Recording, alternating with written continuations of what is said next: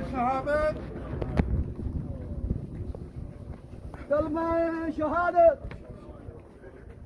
Doctor major Mohammad Aslam एक दरवेश इंसान का आज रखते जो सफ़र आखिरत है वो आपके सामने आज अपने अल्लाह पाक के हजूर पेश हो गए हैं। डॉक्टर मेजर मोहम्मद असलम साहब अपने वालदे ग्रामी चौधरी नूर मोहम्मद नूर कपूरथलवी और वालदा माजिदा के पास पहुंच गए हैं।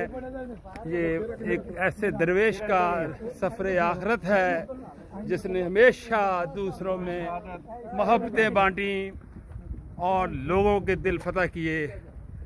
डॉक्टर मेजर मोहम्मद असलम जिसने पाकिस्तान के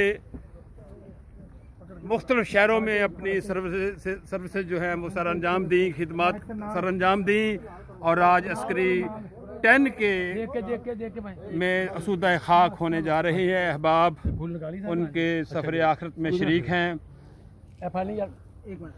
बहुत ही दर्दनाक मंजर है एक दरवेश का सफ़र आखिरत।